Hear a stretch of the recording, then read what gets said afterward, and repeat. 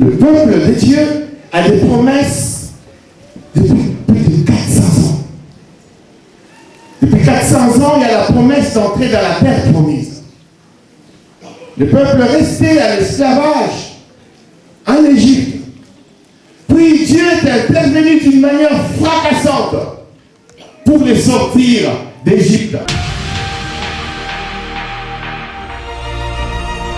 Dieu exige de son peuple la même chose, et pour sortir d'Égypte et pour rentrer dans la terre promise. La circoncision et la Pâque.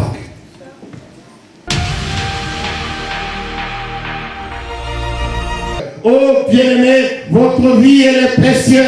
Dieu sait exactement où il vous a pris. Dieu sait exactement où il va vous conduire. Il ne va pas vous laisser essuyer la honte. Il ne va pas vous laisser dans la honte.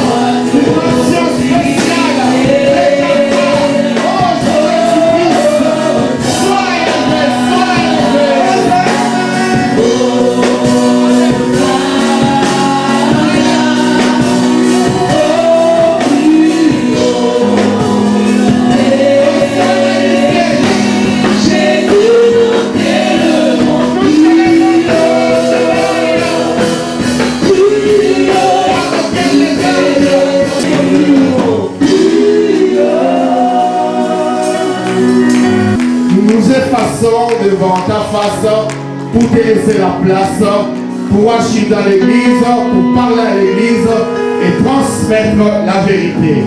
Je fais taire mes pensées, mon intellect pour laisser la place à l'onction du Saint-Esprit, pour que tu communiques ta parole véritable à l'église et que tu glorifies ton nom dans l'église au nom de Jésus-Christ. Amen. Nous bénissons les Seigneurs pour cette fin de programme de prière. Nous avons fait 21 jours de prière et nous clôturons aujourd'hui. Bien-aimés dans les Seigneurs, je voudrais vous dire que j'ai une bonne nouvelle ce matin. Je crois que le Seigneur va nous visiter. Nous croyons dans ce Dieu fidèle à sa parole, qui veille sur sa parole afin de l'accomplir et de la confirmer par des signes, des prodiges et des miracles. Sans plus tarder, nous tournons nos Bibles dans les livres de Josué. Nous allons lire le chapitre 5. Nous lisons la parole du Seigneur. Tous les rois des Amoréens établis sur la rive occidentale du Jourdain et tous les rois des Cananéens établis sur le littoral de la mer Méditerranée dirent que l'Éternel avait asséché les Jourdains devant les Israélites jusqu'à ce qu'ils les traversaient. Alors, suivez bien ma lecture, que c'est déjà une prédication. À cette même époque, l'Éternel dit à Josué, fais-toi le couteau de Silès et circoncis cette deuxième génération d'Israélites. Josué s'est muni de couteau de Silès et circoncis les Israélites sur la colline d'Aralot. Voici pourquoi Josué les circoncis.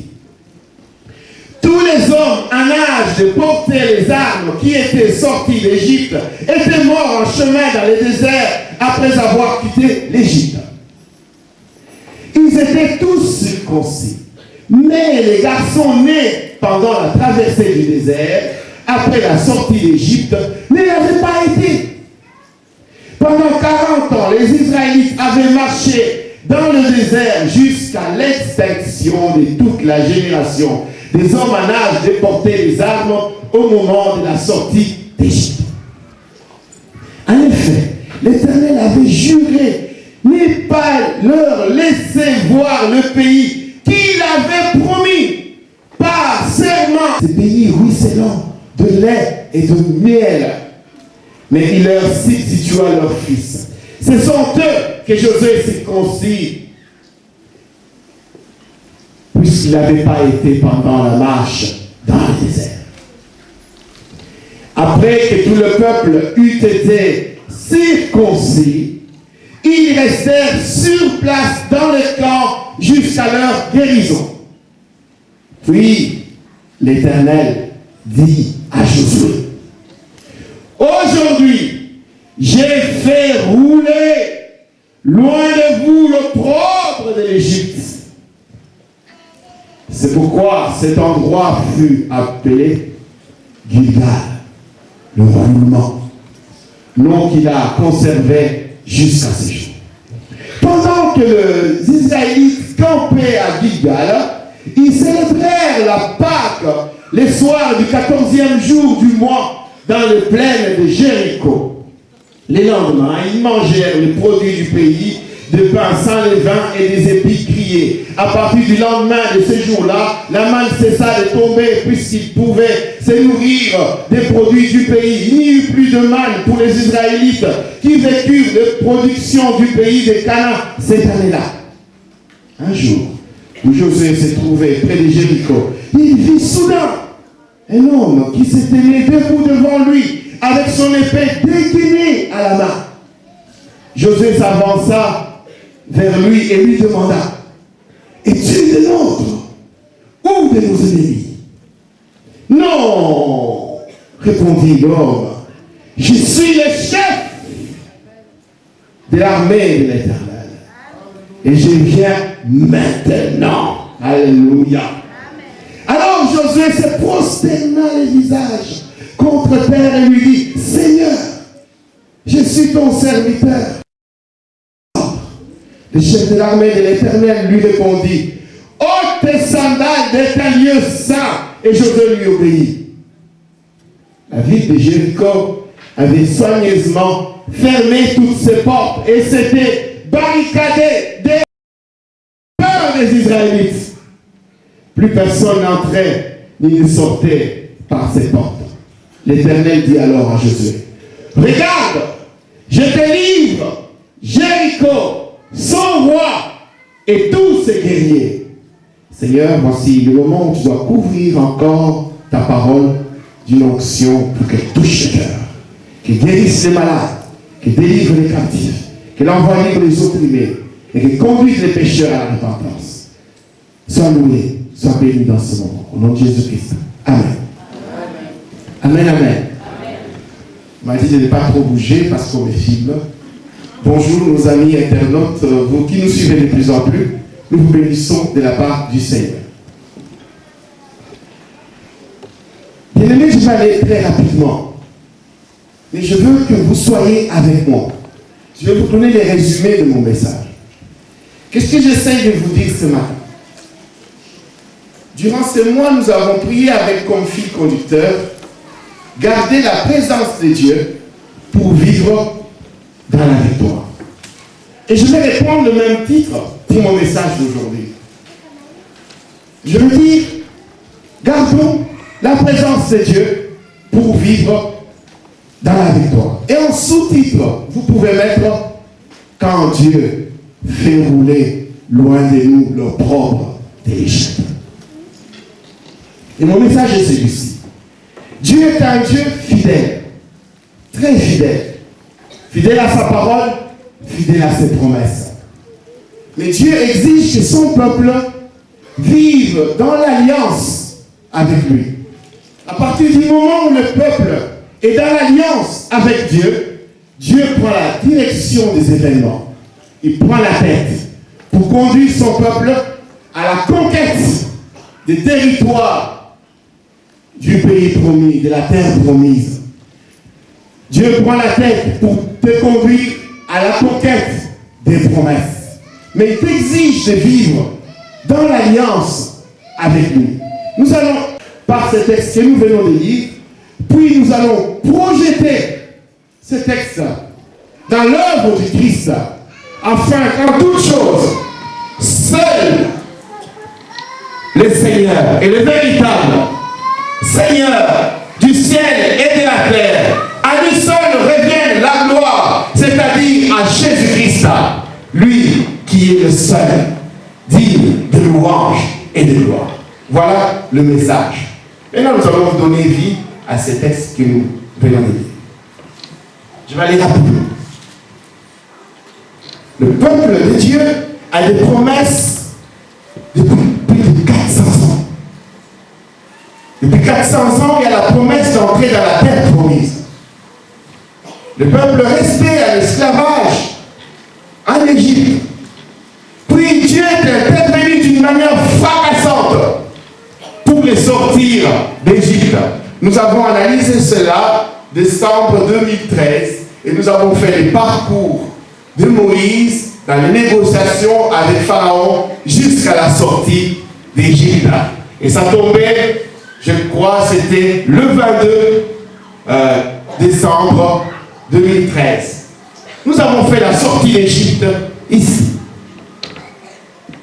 Puis le peuple commence à parcourir le désert pendant 40 ans.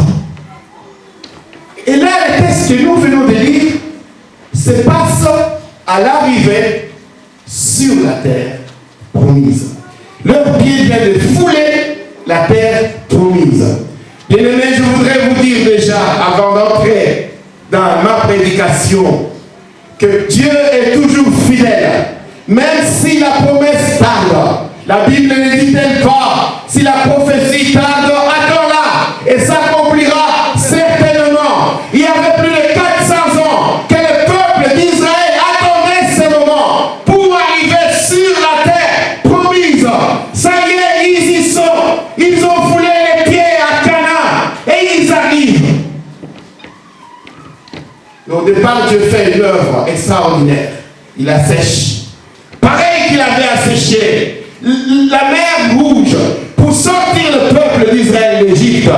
Pareil pour le faire entrer dans sa destinée, si vous aimez les terres. Il assèche encore le fleuve Jourdain. J'y reviendrai. Et le peuple arrive sous la terre de Canaan. Et là, Dieu demande à Josué de circoncire ceux qui ne l'ont pas été. Et vous allez voir, lorsque vous retournez en arrière, que pour sortir d'Égypte, Dieu a également exigé la circoncision. Il avait été dit à Moïse, l'étranger qui est dans ta maison, ou l'esclave acheté au prix d'argent, n'aura pas part à la Pâque s'il ne se fait pas circoncire. S'il désire participer à la Pâque, il doit subir la circoncision. Donc il y avait la circoncision et puis la Pâque pour sortir d'Égypte. La même chose, pour entrer dans la terre promise, Dieu exige la même chose, la circoncision, et puis le 14e jour, ils mangent la Pâque. Et vous savez, ils arrivent à Canaan le 10e jour du premier mois, c'est-à-dire exactement 40 ans, jour pour jour, après l'institution de la Pâque de Moïse. Vous allez venir, comprendre quand je vais revenir au terme évangélique. Donc, Dieu exige de son peuple la même chose, et pour sortir d'Égypte, et pour entrer dans la terre promise, la circoncision et la Pâque. Et lorsqu'ils ont subi cette circoncision, Dieu dit à Josué, aujourd'hui, j'ai fait rouler loin de vous l'opprobre de l'Égypte. Alors là, les théologiens ont analysé ce terme d'opprobre, qui veut dire honte. C'est la honte la plus extrême. Il y a plusieurs interprétations. La première consiste à dire la honte de l'Égypte serait la honte d'être ce peuple réduit à l'esclavage en Égypte. Et ce peuple qui a subi et qui a été contraint de subir l'idolâtrie et l'immoralité des Égyptiens. Ils ont marché avec cette honte toute leur vie. Oh, combien de personnes ici marchent avec la honte de leur passé. Ils marchent avec la honte de leur famille. Ils marchent avec la honte de leur nom même qu'ils portent. Ils marchent dans la honte. Oh, j'ai une bonne nouvelle pour vous ce matin. Ne nous allons y arrêter. La première interprétation donnée à l'opprobre. Et la deuxième consiste à dire la honte de l'Égypte serait la honte qu'aurait pu subir le peuple d'Israël s'il n'avait pas atteint la terre promise. Et la honte qu'aurait pu essuyer également Dieu lui-même. Souvenez-vous de cet épisode où Moïse prie et intercède et il demande à l'Éternel, il dit, oh Seigneur, n'extermine pas ton peuple dans le désert, de peur que les nations l'entendent et disent, oh leur Dieu a été incapable de prendre soin de leur vie dans le désert, c'est pourquoi il les a exterminés. Si c'était arrivé, c'était la honte de Dieu. Oh bien-aimé, votre vie elle est précieuse. Dieu sait exactement où il vous a pris. Dieu sait exactement où il va vous conduire. Il ne va pas vous laisser essuyer la honte. Il ne va pas vous laisser dans la honte. Dieu a conduit son peuple du point A jusqu'au point B. Cette honte qui aurait pu subir Dieu, Dieu l'a roulé loin du peuple d'Israël. Parce que là, ils y sont. Ils sont arrivés 400 ans après, bien sûr, mais ils y sont. Ça tarde pour toi, mais ne t'inquiète pas. Le Seigneur est avec toi. Il est au contrôle. Deuxième notion, lorsque Dieu proclame cette parole de roulement de la honte, ils mangent la Pâque. Et lorsqu'ils ont mangé la Pâque, ils sont dans l'alliance avec Dieu. Et après cette alliance, Josué croise cet homme avec une épée dégainée dans sa main. Et lui pose la question, es-tu de l'autre de nos ennemis? Et lui dit, non, je suis le chef de l'armée de l'Éternel. J'arrive maintenant. Nous allons analyser ça rapidement. Cet ange, nous le retrouvons déjà lors de la sortie d'Égypte. Souvenez-vous du face-à-face. Lorsque l'armée d'Égypte arrive au bord de la mer Rouge, que le peuple est là, ils sont restés face à face pendant une journée entière, sans que l'un attaque l'autre. Le soir venu, la Bible dit que l'ange de l'Éternel qui marchait à l'avant du peuple se déplaça à l'arrière du peuple de Dieu pour se mettre face à face avec l'armée d'Israël. Et la nuée, la colonne de nuée qui conduisait le peuple se déplaça aussi de devant la face, devant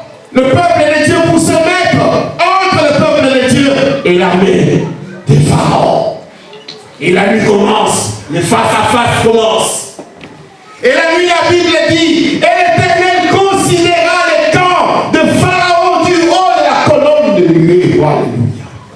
Et l'Éternel regarda les camps d'Égypte, le camp de Pharaon, et il commence à bombarder les camps de Pharaon. Quelque chose se passe. La mer s'ouvre, le peuple d'Israël est en train de passer. Le peuple, l'armée, l'élite de Pharaon commence à chasser le peuple d'Israël dans leur traversée. En ce moment-là, la Bible dit, parce que l'ange de l'Éternel qui était dans la colonne de nuée commence à agir dans le camp de l'armée de l'Égypte.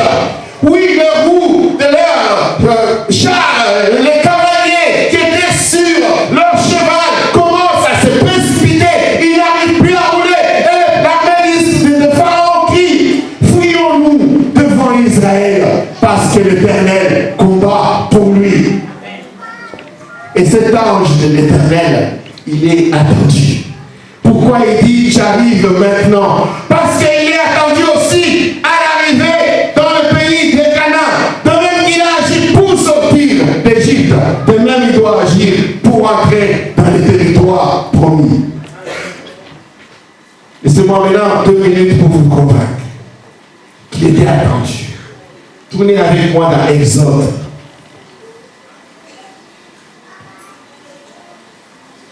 Nous tournons dans Exode, chapitre 23.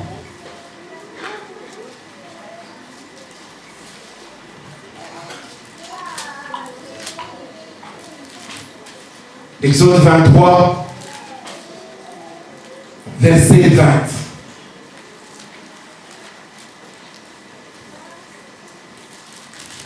Ce que je viens de dire pour la sortie d'Égypte, c'est Exode 14. Mais nous avons tellement expliqué ça l'année passée que je n'ai pas voulu revenir plus. Vous pouvez lire dans Exode 14. Mais si nous sommes dans Exode 23, l'Éternel dit ceci. Je vais envoyer un ange devant vous pour vous protéger en chemin et vous conduire au lieu que j'ai préparé pour vous. Écoutez ce que la Bible dit. Respectez-le et obéissez-lui. Ne lui résistez pas. Il ne tolérerait pas votre rébellion, car il est mon représentant. Mais si vous lui obéissez, pleinement, et si vous faites tout ce que je vous ai ordonné, je serai l'ennemi de vos ennemis et l'adversaire de vos adversaires. Car mon ange marchera devant vous et vous fera entrer dans le pays des Amoréens, des Hittites, des Phérésiens, des Cananéens, des Éviens et des Jébusiens. Et je les exterminerai.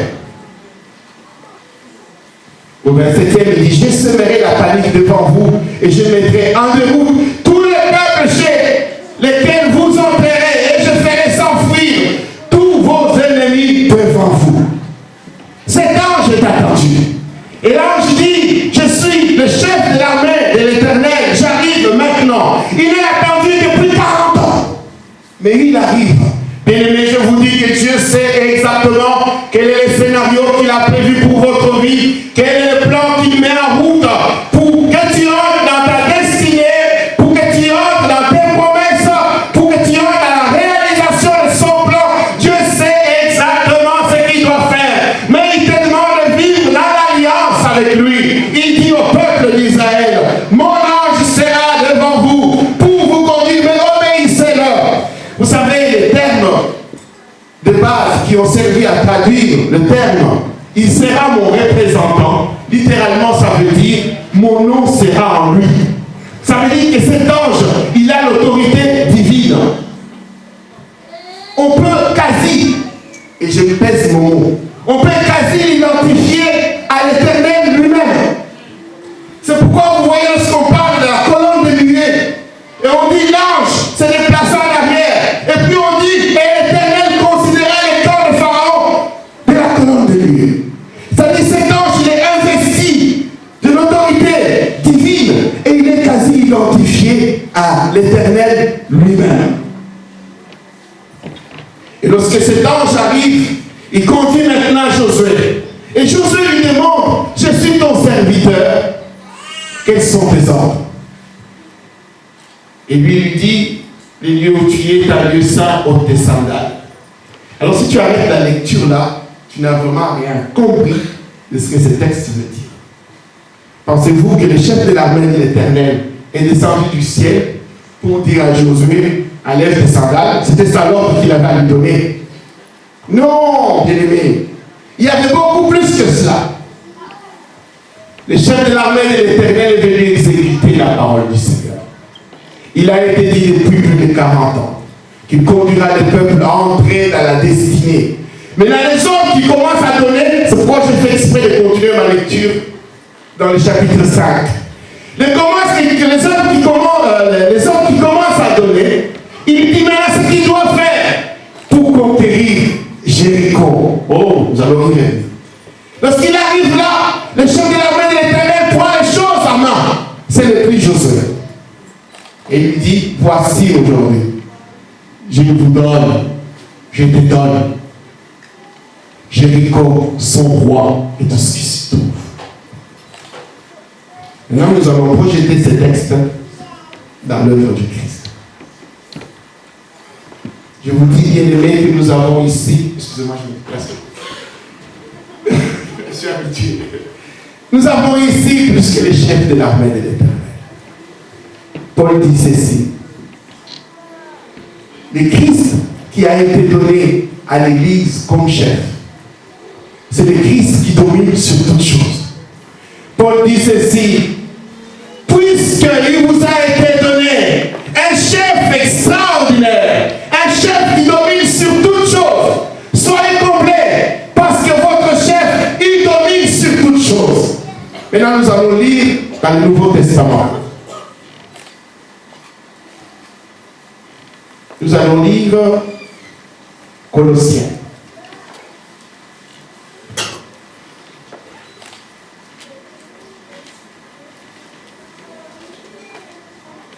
Nous allons lire la Bible dans Colossiens, chapitre 2.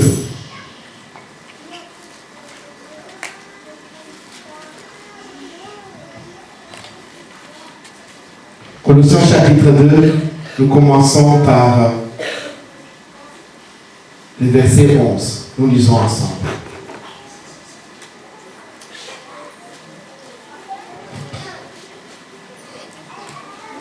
Il est le chef qui domine sur toutes choses. Et c'est lui qui a été donné à l'Église comme chef. Il est un chef extraordinaire, soyez comblés, car c'est en lui, c'est dans son corps qu'habite toute la plénitude de ce qui est en vous. Et par votre union avec lui, vous êtes pleinement comblés, car il est le chef de toute autorité et de toute puissance. Et c'est aussi dans l'union avec lui que vous avez été circoncis. Non d'une circoncision opérée par les hommes, mais de la circoncision que demande le Christ, et qui consiste à être dépouillé de ce qui fait l'homme livré à lui-même. Vous avez été ensevelis avec le Christ par le baptême, et c'est aussi dans l'union avec lui que vous êtes ressuscités avec lui par la foi, la puissance de Dieu qui l'a ressuscité des morts. Et vous, qui étiez morts à cause de vos fautes, et parce que vous étiez des incirconcis, des païens, Dieu vous a donné la vie avec le Christ. Il nous a pardonné toutes nos fautes, car il a annulé l'acte qui établissait nos manquements à l'égard des commandements. Oui, il a effacé le clouant sur la croix. Là, il a désarmé toute autorité, tout pouvoir, les donnant publiquement un spectacle quand il les a traînés dans son cortège triomphal après sa mort à la croix. Oh bien-aimés, nous n'étions pas appelés peuple de Dieu. Nous n'avions pas droit de citer en Israël. Nous n'avions pas droit aux alliances. Nous étions pires que le peuple d'Israël en Égypte comme esclaves. Nous étions sans foi, nous étions sans loi, nous étions sans Dieu. Nous n'étions pas un peuple. Mais grâce soit rendue à Dieu, parce que Jésus-Christ est venu jusqu'à nous. Il est venu jusqu'à nous, nous arracher de la domination d'Égypte. Il est venu jusqu'à toi. Il a quitté les cieux, il a quitté, oh quel amour, quel amour, quel amour il a manifesté lorsqu'il quitte les cieux pour descendre jusqu'à toi, dans ton village natal, dans ta famille pourrie et polluée, dans ta vie scandalisée, dans ta vie de scandale, dans ta vie pourrie. Il est descendu jusque là pour te chercher. Il est venu jusqu'à ton Égypte. Plus que Moïse, il est venu te chercher en te prenant à la main. Jésus-Christ est venu jusqu'à toi. Tu n'étais pas appelé enfant de Dieu. Il t'a donné un statut. Il t'a donné une identité. Il t'a arraché de là. Il t'a fait sortir de cette domination. Il t'a fait sortir de cet esclavage du monde. Et Paul dit, mais par votre union à Jésus-Christ, vous devez aussi subir la circoncision. Non pas la circoncision opérée par les hommes, mais par la circoncision que demande Jésus-Christ. Bien-aimés, vous avez besoin de la circoncision. Vous avez besoin de l'alliance. Pour vivre dans la victoire, vous avez besoin de l'alliance avec Dieu lui-même. Jésus-Christ, il paye le prix, mais il demande de toi que tu vives dans l'alliance de sa parole. Parce que lui, il veille sur ta parole. Et lorsque tu vis dans sa parole, nous avons dit dans notre introduction, lui prend les choses à main, il passe devant toi, par un ange de l'Éternel, il va commencer avec toi à conquérir le territoire. Oh bien-aimés, je vous dis la vérité, je ne vous parle pas ce matin. Dieu exige de vous de vivre dans une alliance.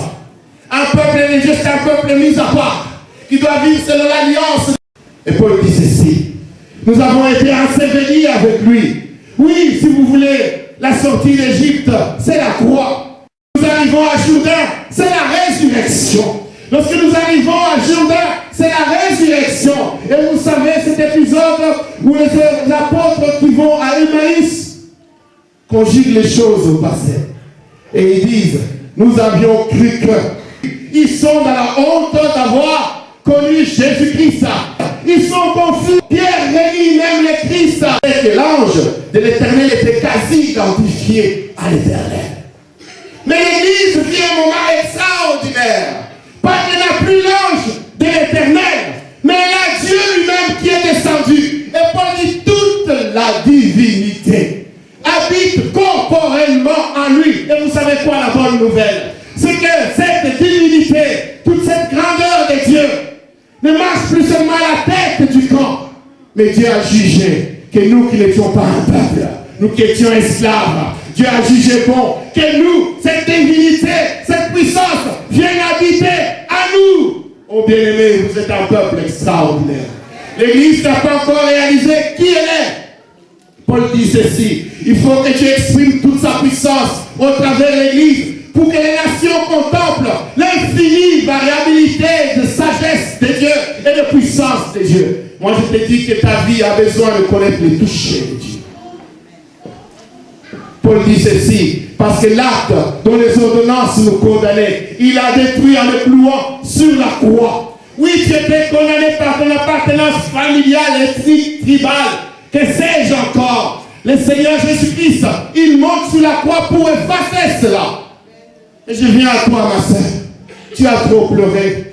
Tu as pleuré sur ton mariage qui est tombé. Tu as trop pleuré sur ton travail que tu as perdu. Tu vis dans une honte. Mais moi, je te dis ceci. Tu es dans le camp du général qui a gagné la bataille. Tu es dans le camp d'un chef qui a l'autorité sur toute principauté. Tu as en toi toute la divinité pour te conduire à conquérir toutes les promesses de Dieu. Ne vis pas dans la honte. Oh, la honte, j'en sais quelque chose. Vous savez, vous avez cette honte devant des gens qui doivent normalement vous respecter et qui devraient normalement vous respecter. Mais vous tombez dans une situation telle que vous devez commencer à... Vous perdez de votre regard. Vous avez un regard fuyant. Vous êtes mal à l'aise. Parce que vous êtes dans la honte. Ça, c'est l'oppression de l'ennemi. Oui, ma soeur, tu ne veux pas qu'on parle de mariage là où tu es. Parce que tu te sens mal à l'aise. Tu as honte parce que ton âge est avancé. Tu as l'impression que lorsqu'on parle du mariage, on est en train de te percer. Tu as un regard effacé. Tu es perdu. Oh, il y a cette jeune fille qui est dans la honte. Il a commencé la médecine, il a raté, il a essayé sur infirmière, il a raté, il a essayé kiné, il a raté. Oh, il est dans la honte continuelle. Mais moi, j'ai une bonne nouvelle pour toi aujourd'hui. La vie ne s'arrête pas aux études. Accroche-toi au Seigneur. Dieu va t'aider. Dieu va ouvrir encore une voie. Dieu va se manifester dans ta vie pour que tu voies sa main, pour que tu vives la gloire de Dieu. Les enfants de Dieu ne sont pas appelés à vivre dans la honte. Les enfants de Dieu ne sont pas appelés à vivre dans l'opprobre. Parce que notre opprobre, elle est tombée sous la croix de Golgotha. Oh, moi je vous dis, votre mari vous a quitté, il est parti. Eh bien, le malheureux, c'est lui. Il a laissé derrière lui un bonheur, des enfants merveilleux, une femme merveilleuse. Le malheureux, c'est lui. Soyez heureux, vivez dans la joie de Dieu. Dieu a un plan pour vous. Accrochez-vous à lui. Dieu va faire une œuvre extraordinaire dans votre vie. Et votre honte sera effacée. Je voudrais vous dire avec le psalmiste. Le psalmiste dit ceci dans Psaume 34. Il dit ceci: moi, je me suis tourné vers l'Éternel et il m'a répondu. Oui, il m'a délivré. Psaume 34, verset 5. Moi, je suis tourné vers l'Éternel et il m'a répondu. Oui, il m'a délivré de toutes mes frayeurs. Qui regarde vers lui est rayonnant de joie. Et jamais son visage ne rougira de honte. Un malheureux appelé. Oui, je sais qu'il y a un malheureux qui a appelé dans cette salle. Je sais que durant ce mois de prière, tu es venu implorer le Seigneur dans cette salle. Tu es venu invoquer le nom de Dieu dans cette salle. Je te dis que tes prières n'ont pas été vaines. Parce que nous avons un Dieu extraordinaire. Un Dieu qui entend les prières. Notre Dieu est un Dieu qui entend les prières. Si tu as poussé tes cris vers lui, je voudrais te rassurer, même si cela fait 400 ans, Dieu est fidèle à ses promesses. Il va enlever ta honte. Il va enlever ta honte parce qu'il entend tes cris. Les psalmistes disent ceci: qui regarde vers lui est rayonnant de joie, et jamais son visage ne rougira de honte. Un malheureux a appelé et l'Éternel a entendu. Je vous dis qu'il a entendu vos prières. Je vous dis que nos prières que nous faisons monter en ces lieux ne restent pas stériles. Dieu entend cela. Il sait dans quelle honte vous vivez, dans quel embarras vous êtes. Il sait dans quelle difficulté vous êtes. Et le psalmiste dit ceci: oui, un malheureux appelé, l'Éternel a entendu, car il a délivré de toutes ses détresses. Écoutez, l'ange revient encore. Il dit: l'ange de l'Éternel monte la garde autour de ceux qui les révèrent. C'est lui qui les libère. Goûtez et constatez que l'Éternel est bon. Oui, je vous dis la vérité. Oui, heureux l'homme qui trouve son refuge en lui. Gardez la présence de Dieu.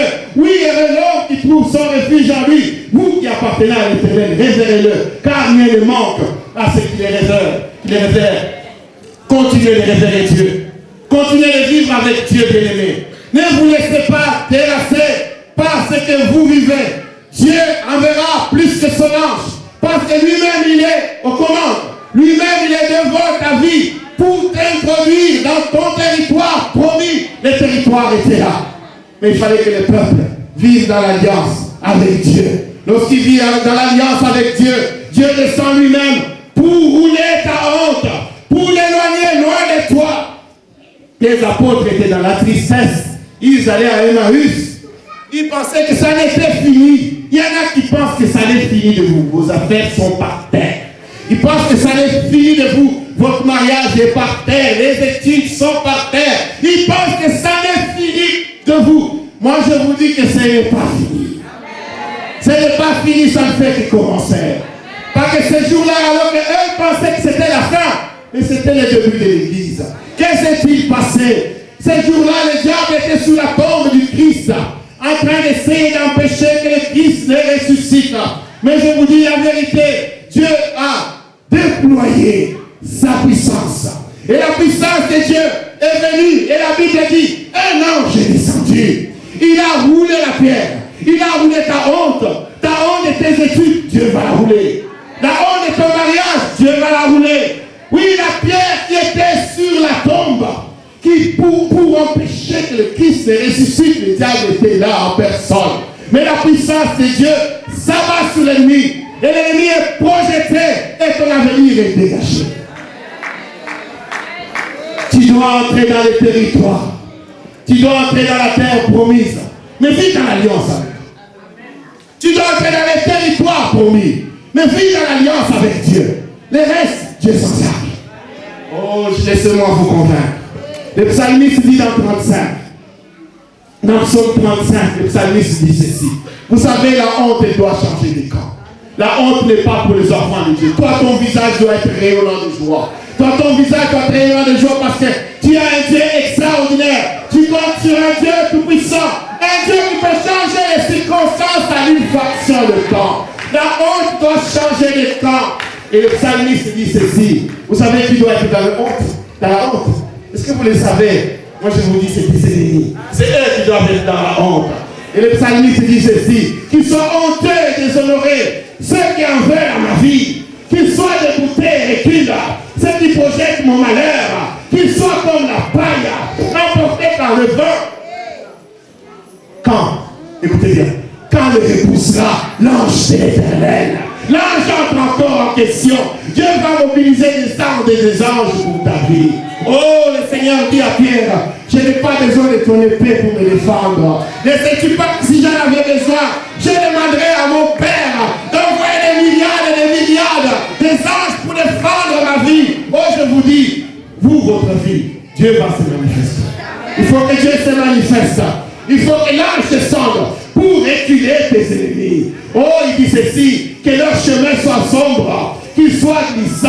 Lorsque l'ange de l'Éternel viendra, le pourchasser. Oh, alléluia, merci Seigneur. Son ange est en action. La puissance de Dieu est en action. Il faut que ta honte soit essuyée aujourd'hui. Il faut que la honte soit roulée loin de ta vie aujourd'hui.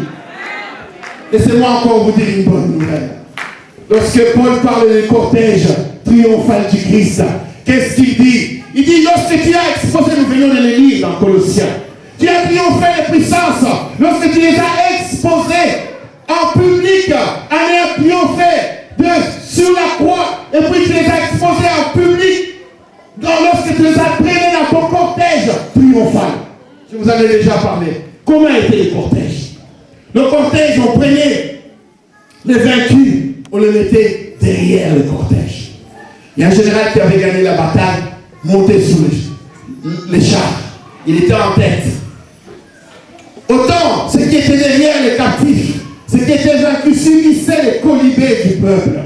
Autant la famille du chef qui avait gagné la bataille, on la mettait dans le char avec le général pour qu'elle soit acclamée, pour qu'elle soit glorifiée, pour qu'elle soit célébrée. Moi je te dis, bien-aimé, ta vie doit être montée sur le char avec Jésus-Christ. Ta vie est dans le char avec le général qui a gagné la bataille. Toi, tu ne dois pas subir la honte. Tu ne dois pas subir le colibé du peuple. Mais tu dois subir les acclamations. Même tes ennemis seront confondus. Ils seront confondus en voyant combien Dieu déploie sa puissance dans ta vie. Ils seront confondus en voyant la main de Dieu réaliser des œuvres de puissance. Et je voudrais vous dire, nous revenons dans notre texte de base, je vais terminer. Nous revenons dans notre texte de base, Josué 5. Maintenant, vous allez très bien le comprendre. Ce que Dieu a fait ce jour-là. Et pourquoi il pense qu'il a roulé la pierre. Il a roulé la honte. Pourquoi pense-t-il cela? Oh bien-aimé, Dieu n'a pas encore fini avec vous. Non, non, non, non, non, non, non, son œuvre n'est pas encore finie. Oh, et ils disent que c'est fini, moi je vous dis que ça fait de commencer. Sur le chemin de Maïs, ils pensaient que c'était fini, mais c'était que le début. Oui, la pierre avait été roulée. Le Christ n'était plus dans la tombe. Ce n'était pas un homme du passé, c'était un homme du présent. Ta vie, elle est présente dans la main de Dieu. Oh, bien-aimé, vous n'avez pas encore compris qui vous êtes. Il faut que Dieu utilise votre vie. Il faut que Dieu utilise votre vie pour manifester à la face des nations, pour manifester à la face du monde sa force et sa puissance. Nous réalisons Josué chapitre 5. Tous les rois des Amoréens établis sur la rive occidentale du Jourdain et tous les rois des Cananéens établis sur le littoral de la mer Méditerranéenne. Maintenant que nous avons expliqué, suivez ce que ça veut dire. Ils apprirent que l'Éternel avait asséché le Jourdain devant les Israélites jusqu'à ce qu'ils les traversent. Alors le courage leur manqua et ils perdirent tous leurs moyens en face des Israélites. Ce que quelqu'un a compris. Je voudrais te dire, bien-aimé, Dieu doit faire quelque chose d'extraordinaire dans ta vie. Dieu doit faire des œuvres de puissance dans ta vie, de sorte que tes ennemis déposent les armes. On appelle déposer les armes. Vous savez, il y a de ces armes-là, lorsque ça sort, l'ennemi en face ne peut plus agir. Il ne peut arrêter la bataille. Parce que c'est au-dessus de lui. Vous savez, le peuple d'Israël n'a pas eu besoin de tirer une seule balle. Il n'a pas eu de déclencher une seule flèche. Dieu a fait quoi? Il a asséché le fleuve Jourdain. Les rois ont entendu. Je te dis, qu'est-ce que soit où se trouvent tes ennemis, qu'ils soient du nord ou du sud, qu'ils soient de l'est, de l'ouest. Le roi amorien est appu sur la rive occidentale et la rive orientale. Tous entendront parler de ce que Dieu va faire dans ta vie. Moi je dis que ta vie est un champ où Dieu doit démontrer sa force et sa puissance. Et lorsque Dieu fait les œuvres de puissance dans ta vie, l'ennemi lui-même dépose les armes. Oh, la Bible dit, ils perdirent leur force. Alors le courage leur manqua. Et ils perdirent tous leurs moyens en face des Israélites. Sois en alliance avec Dieu. Dieu va t'étonner. Oh, notre Dieu est un Dieu étonnant. Oh, j'aime cette phrase. Lorsqu'il répond au père de Samson, il dit, pourquoi demandes-tu mon nom? Pourquoi veux-tu connaître mon nom? Mon nom, il est étonnant. Mon nom, il est merveilleux. Dieu va faire des choses qui étonnent le monde. Si c'est pour toi qu'il faut que la loi de ces pays change, eh bien, tu changeras la loi de ces pays. Si c'est pour toi qu'il faut que les lois de médecine changent, Dieu changera les lois de médecine. Si c'est pour toi il faut que les lois juridiques changent, Dieu changera les lois juridiques.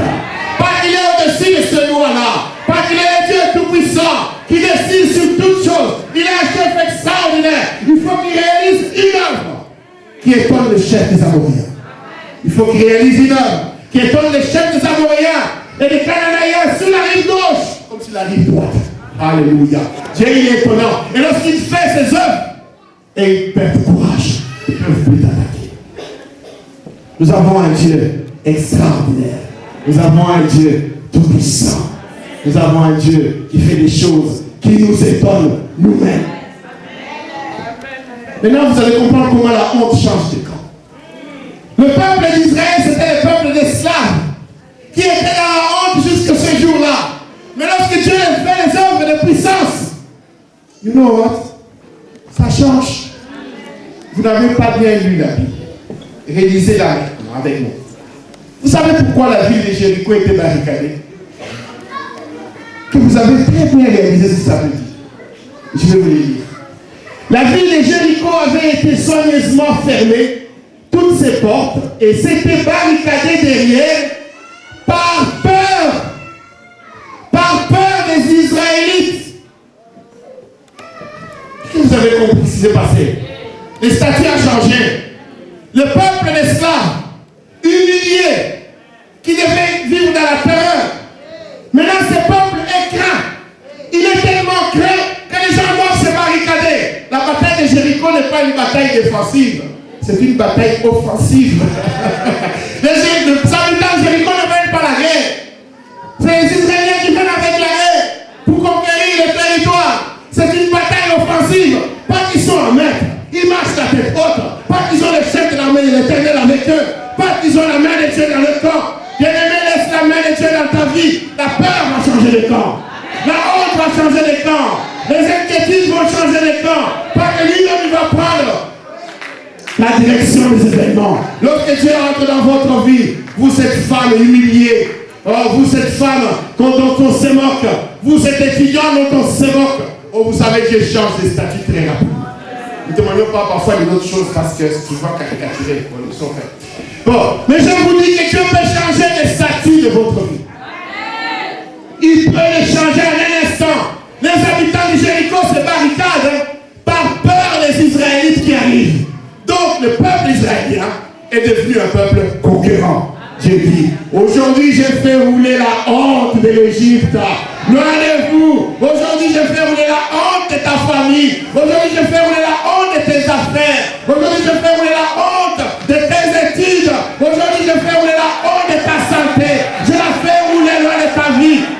je suis l'Éternel, parce que je prends soin de ta vie. Et le psalmiste dit, il est le Dieu qui nous prend en charge, il est le Dieu qui nous conduit sur ses ailes. Et à l'ombre de ses ailes se trouve le vrai repos. Et celui qui se confie en l'Éternel n'est jamais confus. Celui qui est planté à côté du courant d'eau, ce feuillage ne flétrisse jamais, il reste vert. Parce que tu es avec Dieu, bien-aimé, je te dis, les statuts vont changer.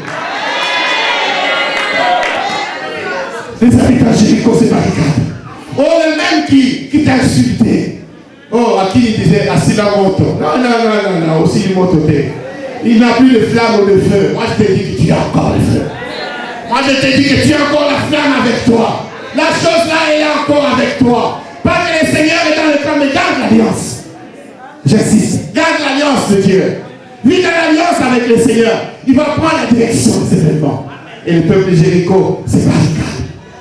La situation a changé. Toi, tu es un peuple qui doit marcher la tête haute. Tu es dans le cortège triomphal du Christ.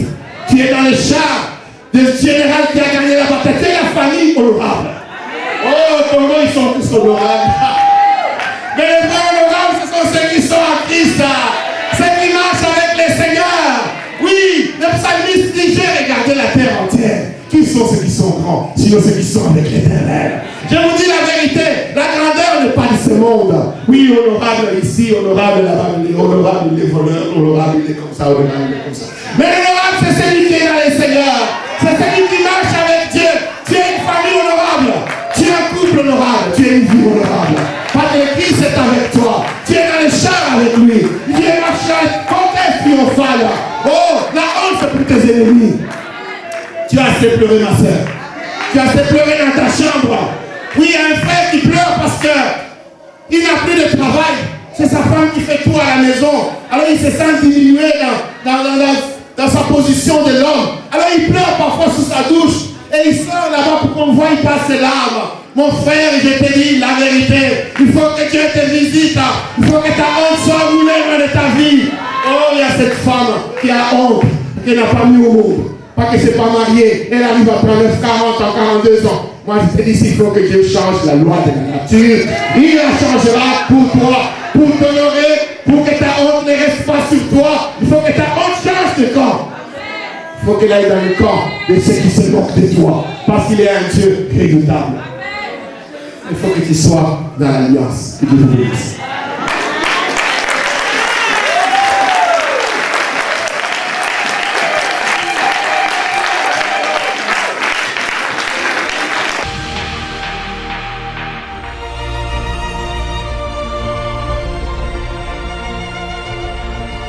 Les amis, quoi, pasteur Bobo, aux traiteur, nous avons fait au Lambaka, au Lessakabatebele, la domaine là, il y a qu'à la micro pasteur Bobo, au présenter Makamula yo. La diaspora, aux la coiffeur, aux la salon de coiffure, où il y a Bana Penza Batbayaka, Bakatarasuki, il y a qu'à l'ango, aux la promotion.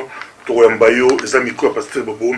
Aux la boutique exotique, yaka aux Congolais, tu dis qu'il est le boutique exotique et belé, et comme il pakistanais, et comme il India, et comme il Balani, mais moi, le Congo, au Tekara Kwanga, au Tekara Biloko, il y avait du à Congo, yaka la micro, pasteur Bobo, tu sais la promotion, les amis quoi, pasteur Bobo, tu dis que pousser dans la biso à Congo, va te répondre.